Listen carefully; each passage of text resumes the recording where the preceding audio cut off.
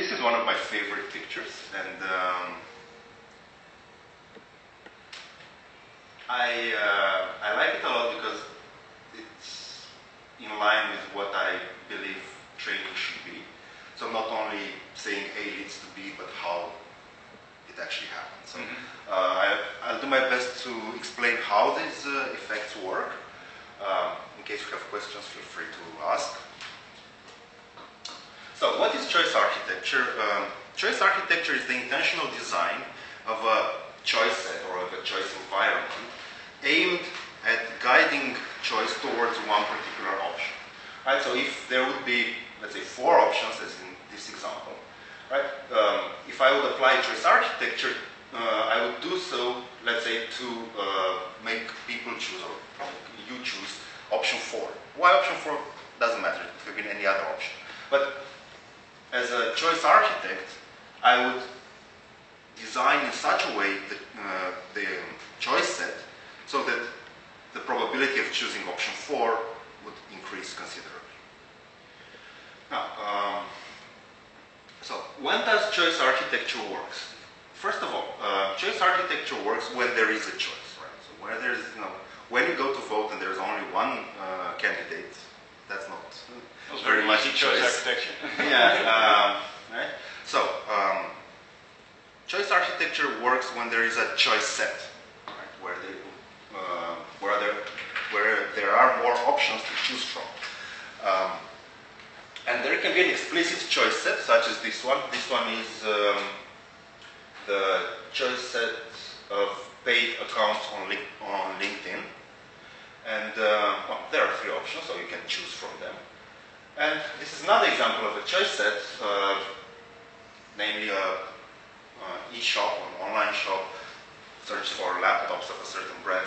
There are more options you can choose from them. There can also be an implicit choice set or non-explicit choice set, namely what do we do this weekend or what shall we have for dinner, right? Because there you don't have actually a predefined set of options. It's just some things that are more, let's say, to mind.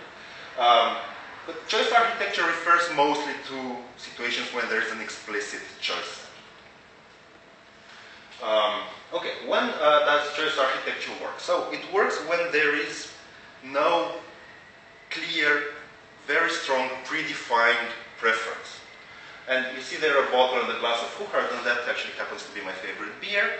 So if I would go to a bar with the idea of drinking beer, I would probably, or I would for sure buy Hoegaarden, regardless of how the bar menu is constructed.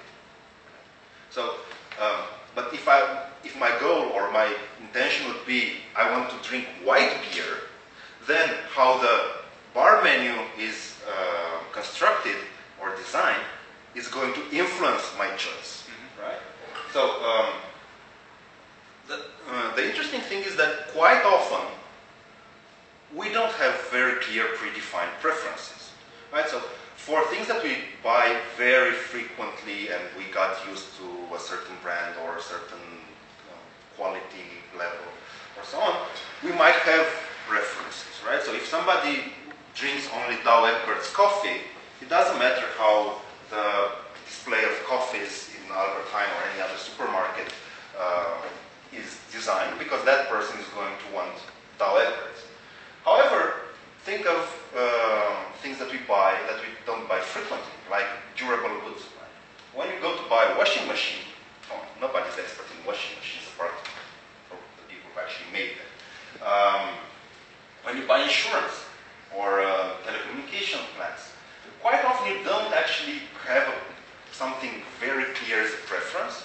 You don't know necessarily how many minutes or what the risks you should cover. I mean, you should cover the basic risks, but in the end, you don't have a very clear, predefined preference.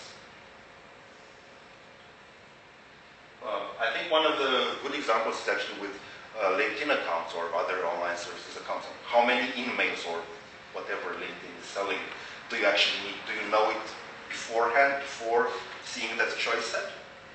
Probably not. Okay. Another precondition for choice architecture to work is ambiguity, right? So, as I said, we don't know very much about the product or the service that we're buying. We don't know exactly the things we need, but we know we need it. And also the decision should be difficult. And let me illustrate with an example, right? So if you have to choose from these three options, option A being a fully paid vacation in Monaco, option B being getting your house broken into, and option C, your best friend losing her job. Now, this choice is straightforward, no? There is no difficulty in choosing, right? So everybody wants a fully paid vacation in Monaco, and nobody wants the other two things. So, right?